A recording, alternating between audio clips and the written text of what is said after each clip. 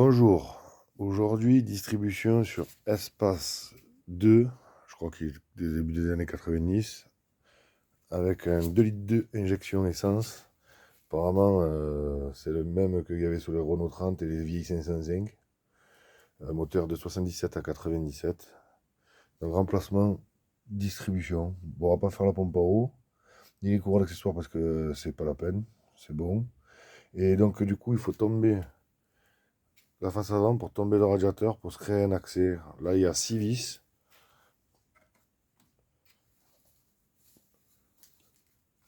Pour démonter ça, enlever. J'ai déjà pincé les durites pour pas gaspiller le liquide de refroidissement. Après, j'enlève les durites. Je vais démonter la face avant, tomber le radiateur. Voilà, allez. Bon, voilà, la calandre est enlevée. Bon, en fait, il y avait deux vis en plus. Il faut enlever les petits cache-cas là. Parce qu'il y a deux vis cachées. Une de chaque côté. Voilà. Donc là, je vais défaire mes durites, faire tomber le 4 saisons dans le bac en dessous. Défaire les fils de ventilateur, défaire ces deux vis clés de 13, déclipper les faisceaux pour pouvoir sortir le radiateur, et après du coup ça me fera, je pense, un super accès. Voilà, allez. Le radiateur est enlevé. Bon, là il y avait une traverse, comme vous avez dit, clé de 13. J'ai enlevé le faisceau, je l'ai mis ici. Bon, là vous voyez que c'est vieux, hein. C'est un tombe en lambeaux. Il y avait juste en plus ici, là, derrière ça, un écrou de chaque côté pour défaire les pattes de radiateur ici, là. Ça, vous, après vous le décalez, vous le soulevez, vous tirez le radiateur. Bon, bien sûr, défaire le thermocontact qui se trouve sous la prise diagnostique. C'est une broche, hein. Et la broche des ventilateurs. Et vous tirez et ça vient. Là maintenant, ce que je vais faire, c'est que je vais enlever les courroies d'accessoires pour pouvoir aller à mon cache distribution, enlever ce faisceau. Je vous reprends quand j'ai enlevé les courroies. Bon voilà, j'ai démonté les courroies d'accessoires. Donc pour ça, hein, il faut desserrer, débloquer ça. Débloquer ça. Bon, derrière, il y a un écrou. Alors, c'est chiant. Derrière la pomme de D1, en fait, vous avez une autre vis qu'il faut juste desserrer. Et après, vous dévissez ici, quoi, comme normal, quoi. Et ça détend. Pour l'alternateur, c'est pareil.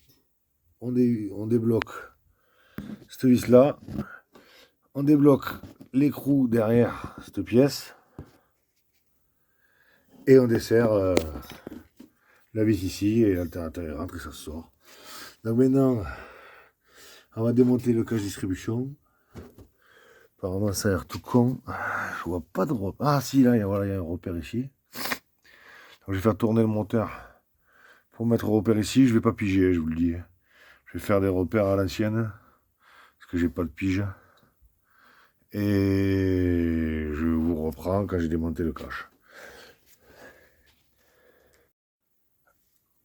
Donc voilà, j'ai enlevé le cache distribution. Bon, là, il y a une vis sur le côté, là. Ah ouais, c'est là. Ouais, c'est là. En fait, elle va là-bas. Mais bon, vous décalez l'alternateur. Comme ça, c'est clé de 11 et c'est accessible, quoi. C'est super accessible. Il y a beaucoup de clés de 11 cette voiture, c'est l'ancien temps. Et voilà, donc là maintenant, vous voyez notre distri. Vous voyez notre distribution. Alors ça, ben, bizarrement, dans le kit, je l'ai pas. Moi, j'ai que ça. C'est cette pièce pour retendre. Ça va être rigolo. Donc voilà, là, je vous le dis, hein, je vais repérer. Non, je suis obligé de tomber, en fait. Hein. Non, je suis obligé de tomber.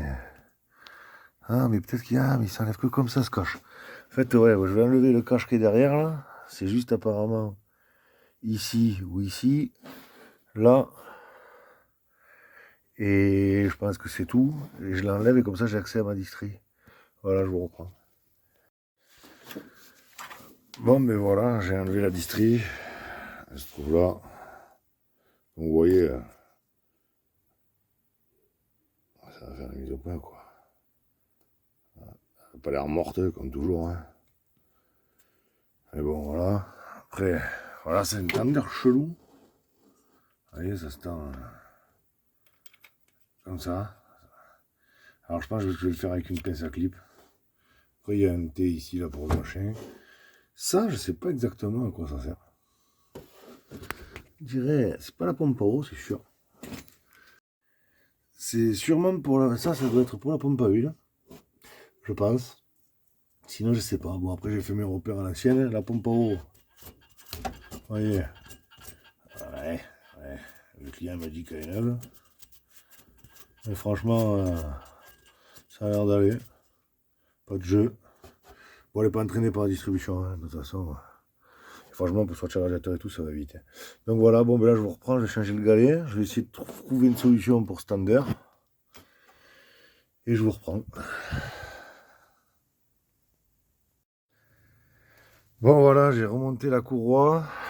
J'ai fait mes 2 tours moteurs. J'étais bien face des repères. J'ai fait ma tension à l'ancienne. C'est un peu plus que ce qu'il y avait à l'origine, mais bon, la courroie était vieille. Là, franchement, sans forcer, c'est bien. On va la faire démarrer.